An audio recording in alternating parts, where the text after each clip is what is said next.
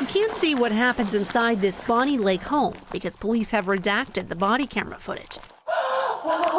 But you can hear it. Unfortunately, he's got signs of death, but we're not going to be able to resuscitate him, okay? The shock and despair of Alex Genshaw's girlfriend, who moments earlier found him face down in his bathroom, dead. Yeah. He's a paramedic. He's a paramedic? Yeah, That's good. With King County? Okay. And he doesn't have any narcotic problems or anything where... Not that I know of. The overdose death of 34-year-old Genshaw shocked his loved ones and local first responders who turned up in droves last year to celebrate the paramedic's life. But the biggest thing that surprised everyone, That's a rough one.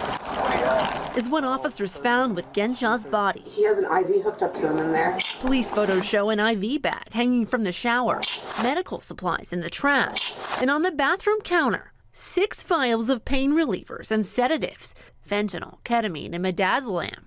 All of them almost empty. It looks like he may have most likely swiped that from work. These are highly regulated drugs intended for critically ill patients. And that is tight stuff. In the same medical containers used at Genshaw's workplace, King County Medic 1. In the week after he died, Medic 1 leaders reported to the Drug Enforcement Administration they weren't missing any vials of medicine, but they suspected Genshaw was likely diverting drugs on the job.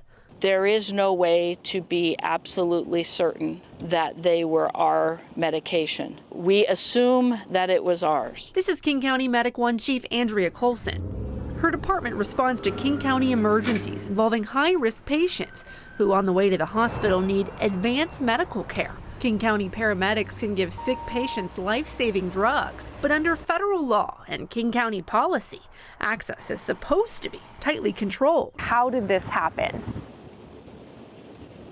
This, that is a mystery.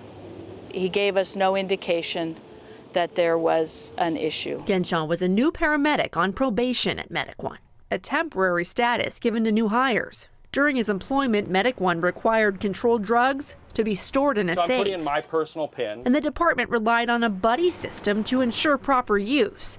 It meant 2 paramedics had to witness and document every time drugs were used on a patient. 50 micrograms of fentanyl. And if there was anything left over in the syringe, they both had to watch and sign off on the drugs being tossed out.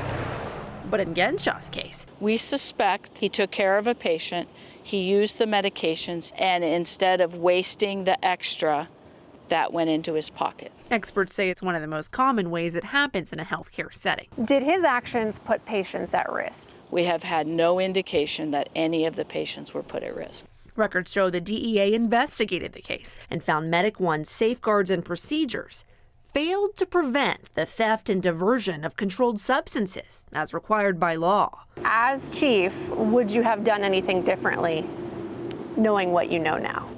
No, because I didn't know it then. The King 5 investigators have found this isn't the first time the agency ran into trouble with drugs. About a decade ago, former King County paramedic Paul Ahrens was sentenced to federal prison, convicted of tampering with Medic 1's vials of controlled medication.